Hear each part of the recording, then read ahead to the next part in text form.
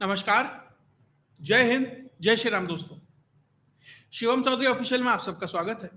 आगे बढ़ने से पहले आप सबसे रिक्वेस्ट है, वीडियो को लाइक कीजिए, चैनल को सब्सक्राइब कीजिए और शेयर करना मत भूलिएगा।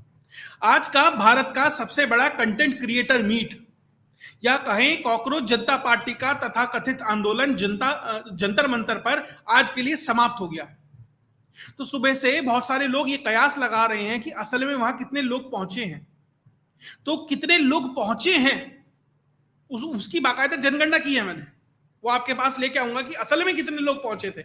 सबके अपने अपने प्रोजेक्शन है, मैं आपको बाकायदा नंबर से बताऊंगा कितने लोग पहुंचे हैं। साथ ही किस तरीके से जब आंदोलन हो रहा था तो जो आंदोलन का नेता है जब वो भागने लगा आंदोलन छोड़कर तो पब्लिक बाकायदा गाड़ी में से खींच लाई अगले को।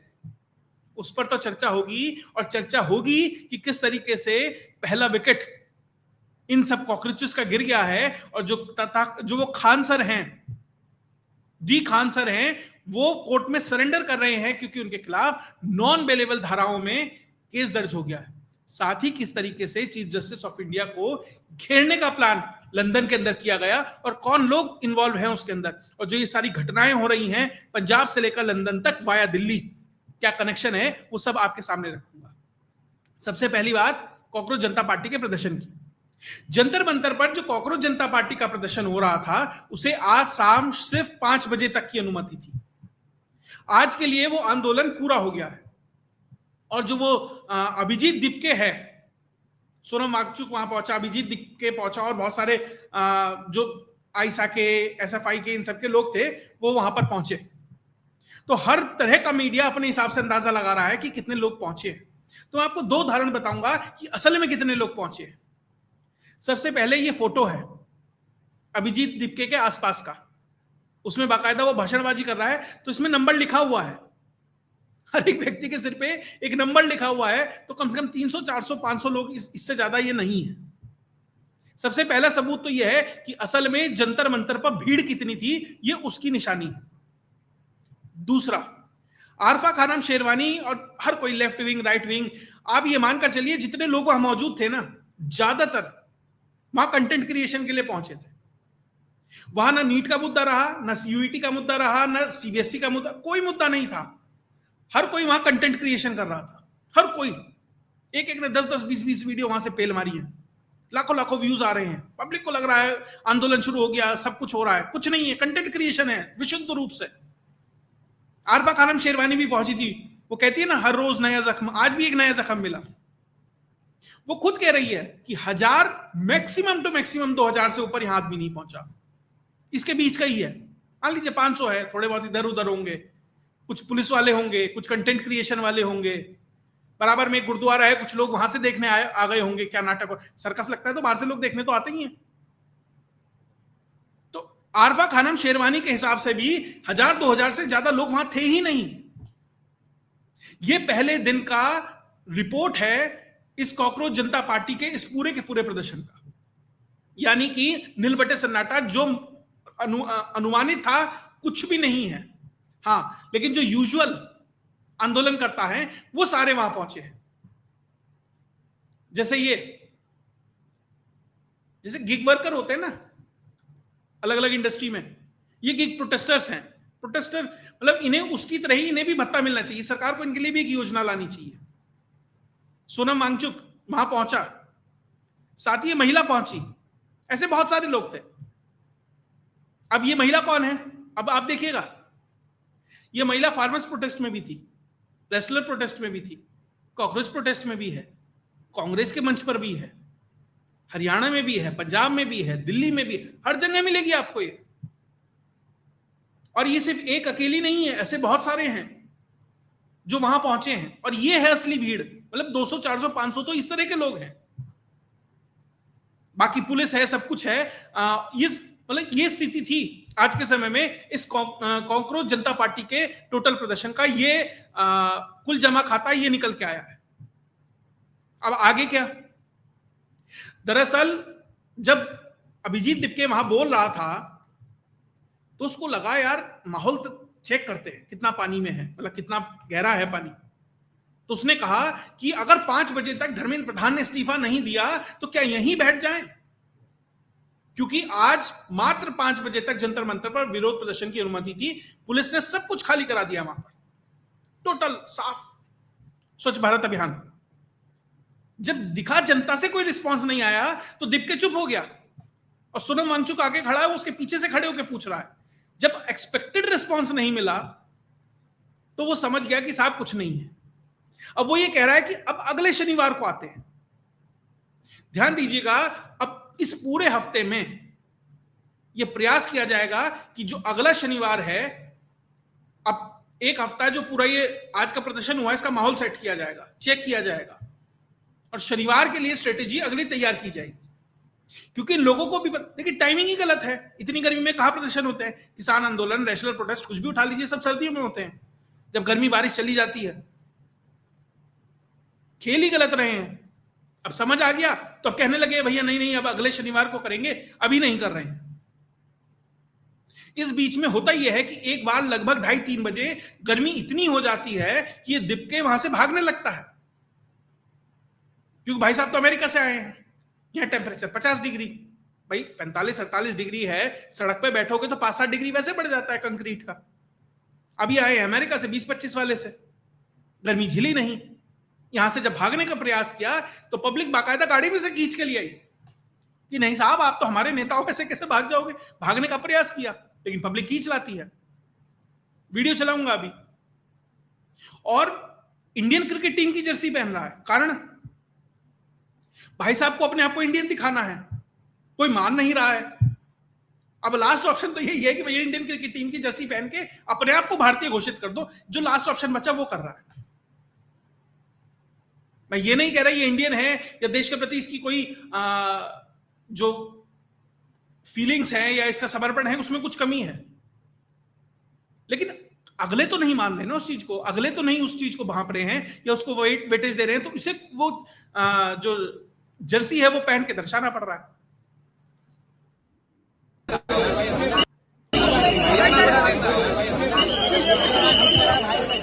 गाड़ी निकाल भाई,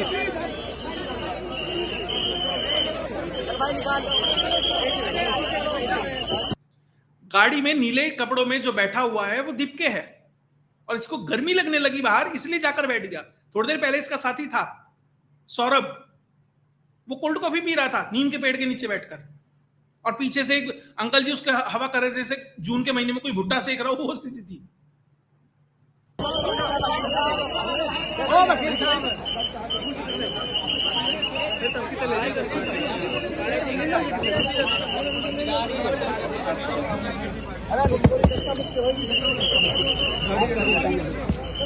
अरे गाड़ी निकालो, उनको बोला अभी गाड़ी हटाओ।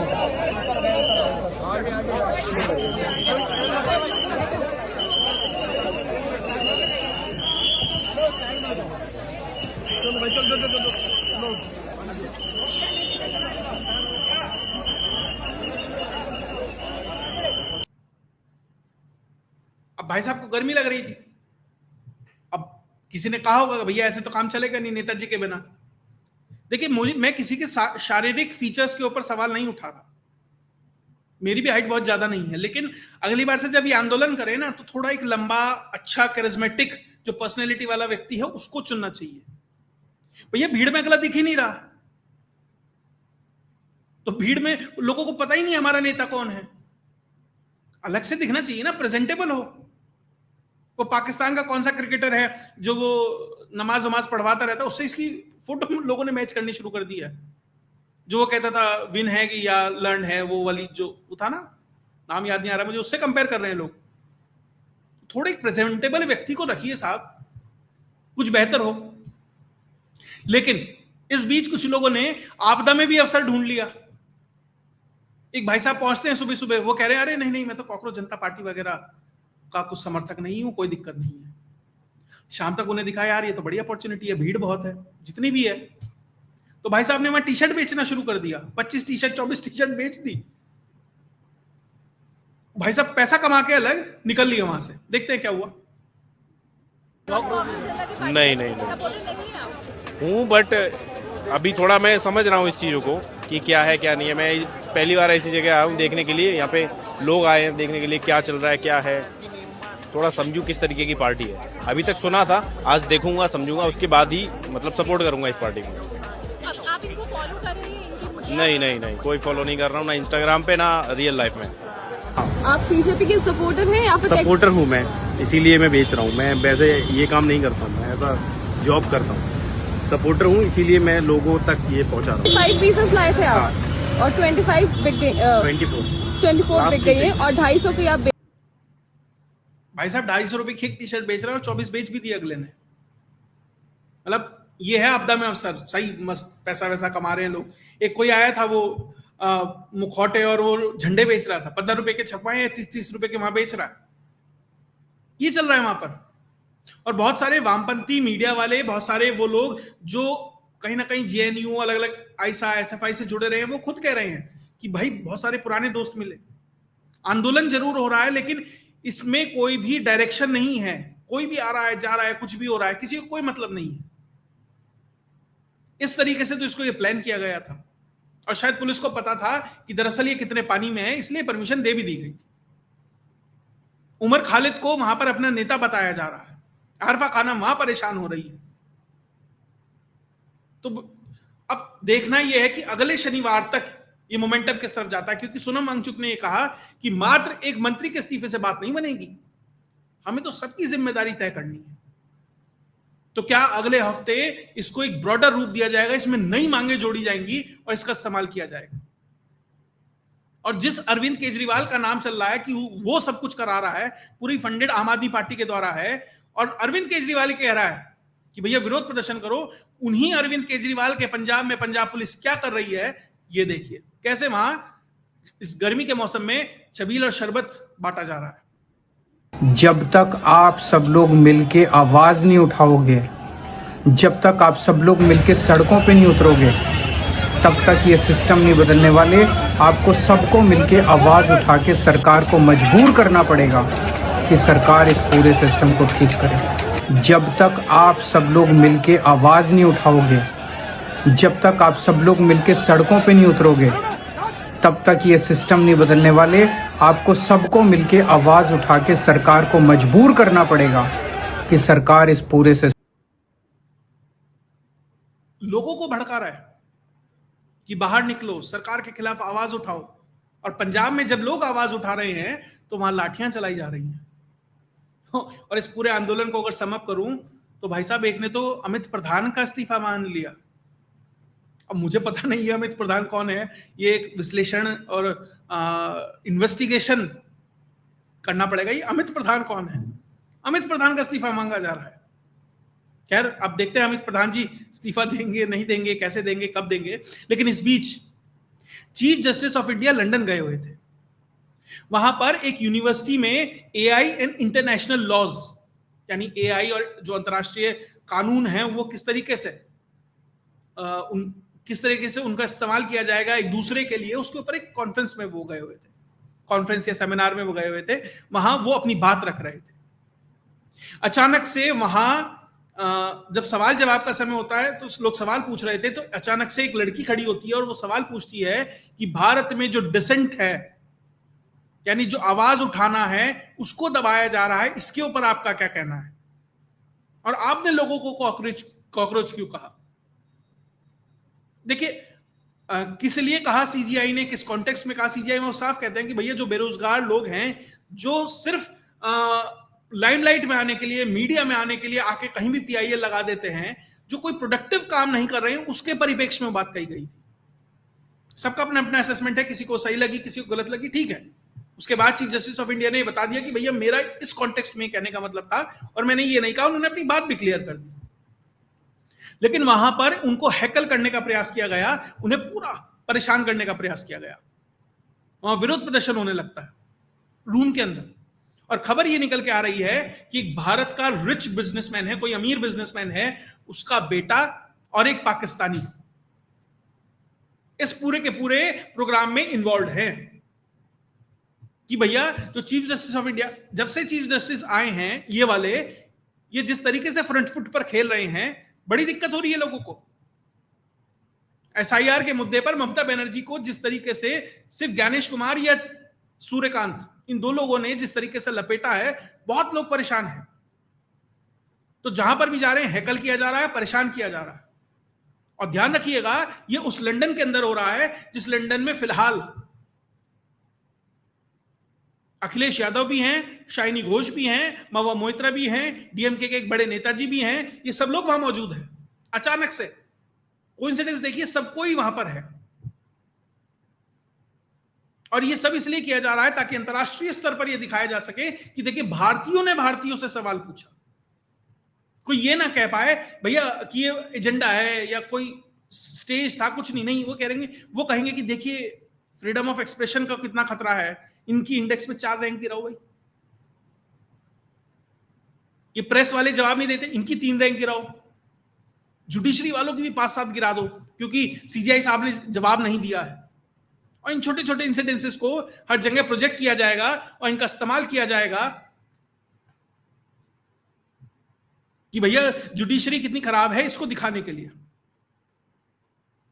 अब इस पे जो हाई कमीशन है उसने भी सवाल उठाया है। उन्होंने कहा कि किसी ने किया, यानी जो हाई कमीशन है, जो वहां पर भारतीय एस्टेब्लिशमेंट है, वो भी इस बात को सीरियसली ले रही है।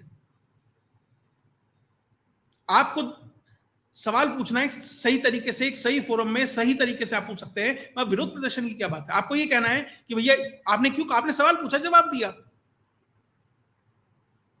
ये तक हुआ कि जो मॉडरेटर थी उसने कहा कि इस जिस कॉन्टेक्स्ट में सवाल पूछा गया, मतलब प्रोग्राम है, वो उसी में सवाल पूछिए। लेकिन पूछा गया, उसका जवाब भी दिया गया। लेकिन फिर भी वहां पर एक तरीके से सीन क्रिएट किया गया। और ध्यान दीजिएगा, 6 जून को कॉकरोच जनता पार्टी प्रदर्शन कर रही है। इसी 6 जून को भिंडरावाला मारा गया था और खालिस्तानियों के पोस्टर पंजाब में लहराए जा रहे हैं और गोल्डन टेंपल में अकाल तख्त के ऊपर, देखिए, उन गुरुओं में पूरा विश्वास है। जितना किसी सिख के लिए उतना ही किसी हिंदू के लिए उतने ही पूजनीय हैं। लेकिन उस प्लेटफॉर्म का इस्तेमाल अगर देश विरोधी काम के लिए या कम से कम उन लोगों को प्रोजेक्ट करने के लिए जो इस देश की संप्रभुता के खिलाफ खड़े थे, अगर उनको हीरो बनाने के लिए किया जाएगा तो साहब उसका तो विरोध है।